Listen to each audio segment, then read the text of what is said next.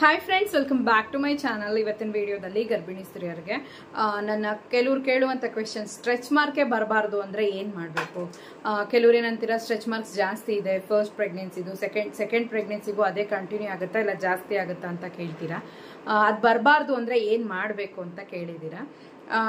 ಬರಬಾರ್ದು ಅಂತ ಅದನ್ನ ತಡೆಯೋದಕ್ಕಾಗೋದಿಲ್ಲ, ಯಾರ ಕೈಲೂ ತಡೆಯೋಕ್ಕಾಗಲ್ಲ. ಯಾಕಂದರೆ ಅದು ನಮ್ಮ ಸ್ಟೊಮಕ್ ಇದೆ ಆ ಲೇಯರಲ್ಲಿ ಆಗುವಂಥ ವಿಷಯನೇ ಅದು. ಯಾರಿಗೂ ಇದುವರೆಗೂ ಅಷ್ಟೇ, ನಾನು ಡೆಲಿವರಿ ಆಗಿದೆ, 2 ಮಕ್ಕಳಾಗಿದೆ, 3 ಮಕ್ಕಳಾಗಿದೆ, ಸ್ಟ್ರೆಚ್ ಮಾರ್ಕೇ ಇಲ್ಲ, 1 ಮಗು ಆಗಿದೆ, ಸ್ಟ್ರೆಚ್ ಮಾರ್ಕೇ ಇಲ್ಲ ಅಂತ ಹೇಳಿದವ್ರು ಯಾರೂ ಇಲ್ಲ. ಎಲ್ಲರಿಗೂ ಸ್ಟ್ರೆಚ್ ಮಾರ್ಕ್ಸ್ ಅನ್ನೋದು ಬಂದೇ ಬರುತ್ತೆ. ಸೊ ಈ ಸ್ಟ್ರೆಚ್ ಮಾರ್ಕ್ಸನ್ನು ನಾವು ಹೇಗೆ ಅವಾಯ್ಡ್ ಮಾಡ್ಬೋದು, ಜಾಸ್ತಿ ಆಗೋದಕ್ಕಿಂತ ಹೇಗೆ ಅವಾಯ್ಡ್ ಮಾಡ್ಬೋದು ಅಂತ ನೋಡೋಣ. ಈಗ ಬಂದು ನಿಮಗೆ 5th ಮಂತ್ ಅಂದರೆ 6th ಮಂತ್ವರೆಗೂ ಸಾಮಾನ್ಯವಾಗಿ ಸ್ಟ್ರೆಚ್ ಮಾರ್ಕ್ ಅನ್ನೋದು ಅಷ್ಟಾಗಿರಲ್ಲ. ನಿಮಗೆ ಸ್ಟ್ರೆಚ್ ಮಾರ್ಕ್ ಬರ್ತಾ ಇದೆ 6th ಮಂತ್ಗೆ 7th ಮಂತ್ಗೆ ಅಂದರೆ ಈ ವಿಷಯಗಳನ್ನು ಫಾಲೋ ಮಾಡ್ಕೊಳ್ಳಿ. ಉದಾಹರಣೆಗೆ ಬಂದು ಮನೇಲಿ ಮಾಯಿಶ್ಚರೈಸರ್ ಏನಾದರೂ ಇದ್ದರೆ ಹೊಟ್ಟೆಗೆ ಹಚ್ಕೊಳ್ಳಿ. ಮತ್ತು ಕೊಬ್ಬರಿ ಎಣ್ಣೆ, ಆಲೋವೆರಾ ಜೆಲ್ 2 ಮಿಕ್ಸ್ ಮಾಡಿ ಹಚ್ಕೊಳ್ಳಿ.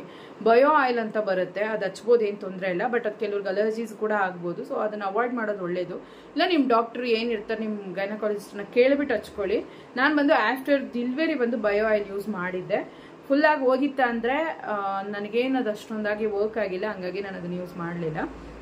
ಆಲೋವೆರಾ ಜೆಲ್ ಹಚ್ಬೋದು, ಮಾಯಿಶ್ಚರೈಸರ್ ಹಚ್ಬೋದು, ಮತ್ತು ಕೊಬ್ಬರಿ ಎಣ್ಣೆ ಹಚ್ಬೋದು. ಸೊ ಇಂಥ ವಿಷಯಗಳನ್ನ ಮಾಡುವಾಗ ನಿಮಗೆ ಅದರ ಪ್ರಮಾಣ ಬಂದು ಕಡಿಮೆ ಆಗುತ್ತೆ.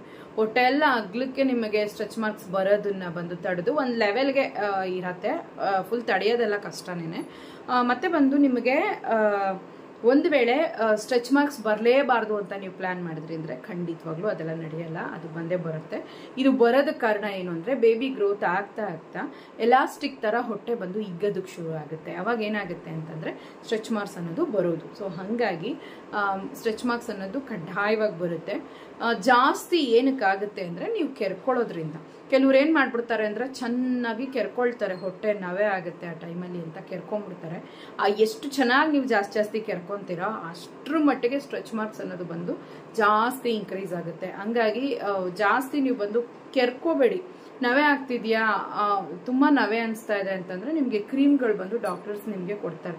ಸೊ ಆ ಕ್ರೀಮನ್ನು ಬಂದು ನೀವು ಆರಾಮಾಗಿ ಧಾರಾಳವಾಗಿ ಯೂಸ್ ಮಾಡ್ಬೋದು. ಸೊ ಆ ಥರ ಯೂಸ್ ಮಾಡುವಾಗ ಸ್ಟ್ರೆಚ್ ಮಾರ್ಕ್ಸ್ ಅನ್ನೋದು ಬಂದು ಕಡಿಮೆ ಆಗಿರುತ್ತೆ, ನವೆ ಕಡಿಮೆ ಆಗುತ್ತೆ, ನೀವು ಕೆರ್ಕೊಳ್ಳೋದು ಕೂಡ ಕಡಿಮೆ ಆಗುತ್ತೆ. ಸೊ ಕೆರ್ಕೊಂಡಷ್ಟು ಏನಾಗುತ್ತೆ ಅಂದರೆ ಬ್ಲಡಿಯಾಗಿ ಕಾಣಿಸುತ್ತೆ, ನರ್ವ್ಸ್ ಎಲ್ಲ ಬ್ಲಡ್ ಕಾಣಿಸುತ್ತೆ.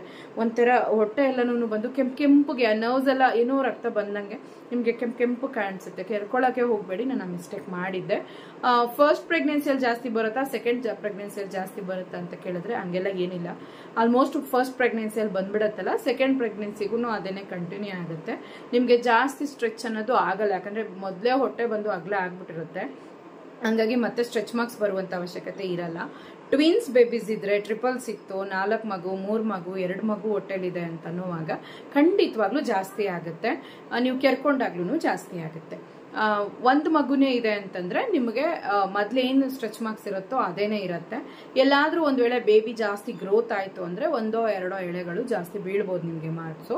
ಅದು ಬಿಟ್ರೆ ನಿಮ್ಗೆ ಸ್ಟ್ರೆಚ್ ಮಾರ್ಕ್ಸ್ ಅನ್ನೋದು ಫಸ್ಟ್ ಪ್ರೆಗ್ನೆನ್ಸಿಗೂ ಸೆಕೆಂಡ್ ಪ್ರೆಗ್ನೆನ್ಸಿಗೂ ಅಂತ ಕನ್ಫರ್ಮ್ ಮಾಡ್ಕೊಳ್ಳೋವಾಗ ನನಗೆ ಗೊತ್ತಿರೋ ಪ್ರಕಾರ ಕಂಪ್ಯಾರಿಸನ್ ಅಂತಂದಾಗ ಬೇಬೀಸ್ ಏನ್ ನೀವು ಹೊಟ್ಟೆಲ್ ಕ್ಯಾರಿ ಮಾಡ್ತೀರಾ ಅದ್ರ ಮೇಲೆ ಬಂದು ಆಧಾರಿತವಾಗಿರುತ್ತೆ. 1 ಮಗು, 2 ಮಗು, ಟ್ವಿನ್ಸ್, ಕೆಲವ್ರಿಗೆ ಟ್ರಿಪಲ್ಸ್ ಕೂಡ ಇರುತ್ತೆ ಅಲ್ವಾ, ಆವಾಗ ಸ್ಟ್ರೆಚ್ ಮಾರ್ಕ್ಸ್ ಅನ್ನೋದು ಬಂದೇ ಬರುತ್ತೆ. ತಡೆಯೋಕ್ಕೆಲ್ಲ ಆಗಲ್ಲ. ಒಂದು ವೇಳೆ ಬಂದ ಮೇಲೆ ಆ ಮಾರ್ಕ್ಸ್ ಅನ್ನ ಬಂದು ಲೈಟ್ ಆಗಿ ಬಂದು ಆಯಿಲ್ಸ್ ಅದು ಇದು ಹಾಕೊಂಡು ಒಂಚೂರು ಕಮ್ಮಿ ಮಾಡ್ಕೋಬಹುದು. ಅಂದ್ರೆ ಕಮ್ಮಿ ಅಂದ್ರೆ ಒಂಥರ ಅಗಲಗಲವಾಗ ಕೆಲವ್ರಿಗಾಗಿರುತ್ತೆ, ಕೆಲವ್ರಿಗೆ ಬಂದು ಜಾಸ್ತಿ ಕಾಣಿಸುತ್ತೆ. ಸೊ ನೀವು ಕೆಲವೊಂದು ಕ್ರೀಮ್ಸ್ ಯೂಸ್ ಮಾಡುವಾಗ ಸ್ಟ್ರೆಚ್ ಮಾರ್ಕ್ಸ್ ಇರುತ್ತೆ, ಒಂದು ಸ್ವಲ್ಪ ಕಾಣಿಸೋದು ಬಂದು ಅಷ್ಟೊಂದು ಟ್ರಾನ್ಸ್ಪರೆಂಟ್ ಆಗಿ ಇರಲ್ಲ ನಿಮಗೆ. ಅದು ಬಿಟ್ಟರೆ ಸ್ಟ್ರೆಚ್ ಮಾರ್ಕ್ಸ್ ಎಲ್ಲ ನಿಮ್ಮ ಕೈಯಲ್ಲಿ ತಡೆಯೋಕ್ಕೆ ಆಗಲ್ಲ.